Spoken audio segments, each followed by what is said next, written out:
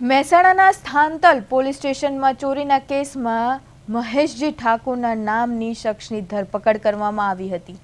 આક્ષેપ છે કે પોલીસે 6 તારીખે સવારે 8 વાગે જ આરોપીને કસ્ટડીમાં લઈ લીધો હતો, પરંતુ તેને નિયમ મુજબ 24 કલાકમાં રજૂ કરવાને બદલે 9 તારીખે કોર્ટમાં રજૂ કર્યો હતો। આ 3 દિવસ દરમિયાન આરોપીને ગેરકાયદે ગોંધી રાખી ઢોર માર મારવામાં આવ્યો છે। કોર્ટમાં રજૂઆત વખતે આરોપીના શરીર પર ગંભીર ઈજાઓ દેખાતા કોર્ટે પોલીસની રિમાન્ડ અરજી તાત્કાલિક અસરથી નામંજૂર કરી હતી અને આરોપીને જામીન પર મુક્ત કર્યો હતો। એટલું જ નહીં, કોર્ટે સાંથલ પોલીસ સ્ટેશનના પીઆઈ કે ચૌધરીને 4 દિવસના સીસીટીવી ફૂટેજ સુરક્ષિત રાખી કોર્ટમાં રજૂ કરવા અને આરોપીનો મેડિકલ રિપોર્ટ બંધ કવરમાં સુપ્રત કરવા હુકમ કર્યો છે।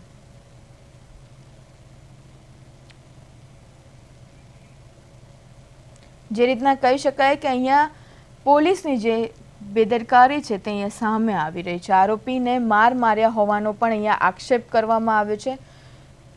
પીઆઈ અને સીસીટીવી ફૂટેજ જે છે તે કોર્ટને રજૂ કરવા માટે કહેવામાં એટલે કે હુકમ આપવામાં આવ્યો છે। ઈજાના જે નિશાન છે તે આરોપી પર દેખાતા કોર્ટે આ હુકમ આપ્યો છે।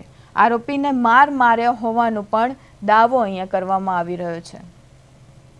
સાંથલ પોલીસ સ્ટેશનમાં જે આરોપીને ઝડપવામાં આવ્યો હતો તે આરોપીને 24 કલાકની જગ્યાએ વધારે સમય માટે રાખીને અને ત્યારબાદ કોર્ટમાં રજૂ કરવાનું અહીંયા ઘટના સામે આવી રહી છે અને 3 દિવસ સુધી ગેરકાયદે કસ્ટડીમાં રાખ્યા હોવાનો પણ આક્ષેપ છે।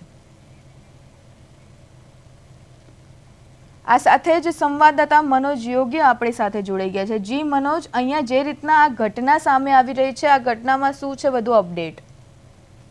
જી, વાત કરવામાં આવે તો જે સાંથલ પોલીસ આરોપીને માર મારવામાં આવ્યો તેની કે આરોપી તેને ગેરકાયદેસર ગોળી રાખીને તેને પોલીસ દ્વારા માર મારવામાં આવ્યો હતો અને કોર્ટ દ્વારા આ મામલે ગંભીરતાને લઈને બંધ કવરમાં જે મેડિકલ રિપોર્ટ એમાં કરવામાં આવે હુકમ કરવામાં આવે। 4 દિવસના જે સીસીટીવી ફૂટેજ છે એ પણ તેના મગાવવામાં આવે છે। કોર્ટે રિમાન્ડ પણ મંજૂર કરી દીધા છે અને આરોપીને જામીન ઉપર મુક્ત કરવામાં આવશે।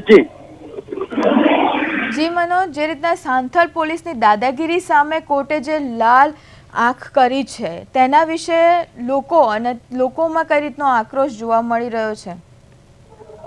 જી, વાત કરવામાં આવે તો જે પોલીસ છે, પોલીસના ઉપર જે કોર્ટ દ્વારા જે લાલ આંખ કરવામાં આવે છે, વારંવાર આ રીતના જે બનાવ બનતા હોય છે તેને લઈને લોકોને પણ હવે પોલીસ તરફથી જે પોતાનું જે વિશ્વાસ હોવો જોઈએ તે વિશ્વાસ રહ્યો નથી તેવું લોકો દ્વારા જોવા પણ મળી રહ્યું છે। જી મનોજ, સમગ્ર માહિતી માટે આભાર।